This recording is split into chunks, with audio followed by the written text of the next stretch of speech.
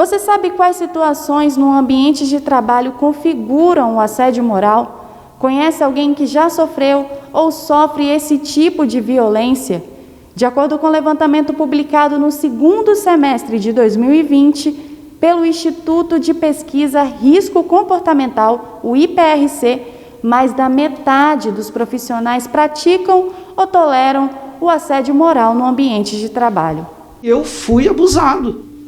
Eu sofri assédio durante 10 anos. Foram 10 anos de intensas humilhações. Lúcio Rossi, de 38 anos, é arquiteto e hoje sócio de um escritório de arquitetura de sucesso em Vila Velha. Em uma conversa franca e emocionada, ele nos conta como era sua vida dos 21 aos 31 anos, quando foi vítima de assédio moral em seu primeiro emprego. A minha vida parou 10 anos. Foram 10 anos que eu não vivi. Foram 10 anos que eu me dediquei integralmente a uma outra pessoa. Eu não tinha amigos, eu não tinha final de semana. Todos os meus finais de semana eram trabalhando.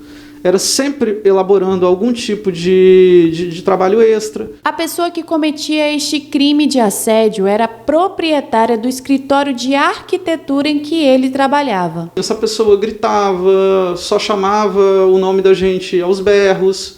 Então a gente tinha que sair do local de trabalho para ir correndo na sala dessa pessoa para poder atender, porque era sempre aos gritos. Às vezes pegava um determinado papel com algum projeto, rasgava o projeto, entregava aquilo ali rasgado para você, riscava o papel e jogava assim para você. O tom era sempre muito agressivo, sempre muito agressivo. Era estável no agressivo. Lúcio não podia almoçar ou tinha apenas 5 minutos para fazer suas refeições.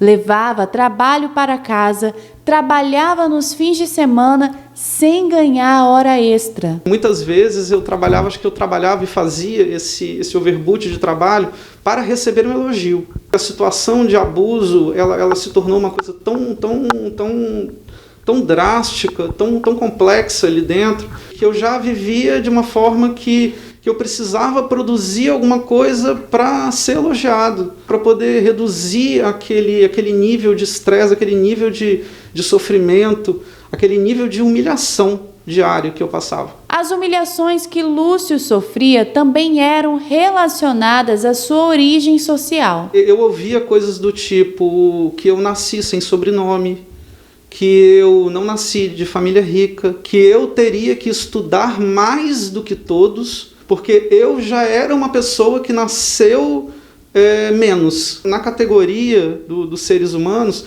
eu já estava numa camada inferior. Ele conta que uma vez chegou a sofrer violência física. Eu estava trabalhando, né, já era no final do dia, e aí estávamos sentados à mesa, eu e o fornecedor, e durante o dia, né, a pessoa que era proprietária da empresa, ela estava procurando um determinado papel, que não estava encontrando onde estava esse papel, né? Então, ao longo do dia, a coisa estava complicada, porque como esse papel não aparecia, e essa pessoa estava nervosa, ela passou o dia inteiro gritando, e aí, em um determinado momento, essa pessoa encontrou este papel. E aí ela pegou o papel, colocou na mão e bateu no meu rosto. Nunca na minha vida havia sofrido nenhum tipo de agressão física. Ninguém nunca havia tocado no meu rosto antes. Nunca. Então, no momento que eu vivi aquilo, quando eu experimentei ser agredido fisicamente, uma pessoa pegar um papel, colocar na mão e bater a mão no meu rosto, aquilo dali me deixou completamente sem reação. Eu fiquei completamente sem reação. Eu não consegui falar nada, não consegui fazer nada. Eu lembro que naquele dia, enquanto eu voltava para casa, eu fui chorando dentro do ônibus, do local do escritório até a minha casa, e eu continuei chorando durante aquela noite. Porque aquilo dali, assim, parecia que era a materialização de toda a inferiorização que eu vivia.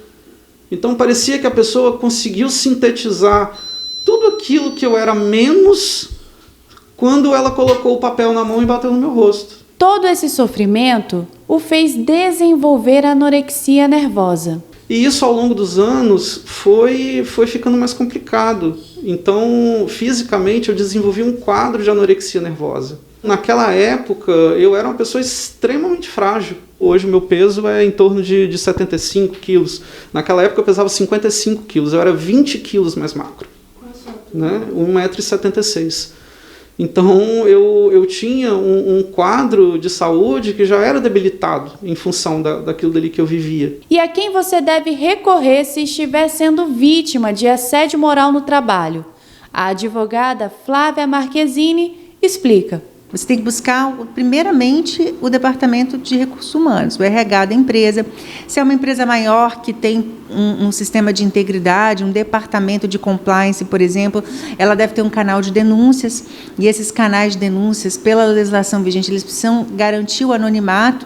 Então, tanto aquele que sofre o assédio, quanto as pessoas que presenciam aquilo podem denunciar sem correr o risco de represálias, de retaliações. Se é uma empresa menor, a pessoa trabalha com um profissional liberal, um advogado, um arquiteto, é muito importante que os conselhos profissionais, eles também tenham esse tipo de canal, eles possam contribuir para essa mudança do paradigma cultural. Fora isso, a gente tem as vias de controle externo, o Ministério Público do Trabalho, as delegacias de proteção do trabalho e, por fim, a Justiça do Trabalho como última instância. Isso não pode ficar impune. Isso não pode ser naturalizado. Se você sofreu algum tipo de violência, se você sofreu algum tipo de abuso, você precisa buscar ajuda. Você precisa denunciar.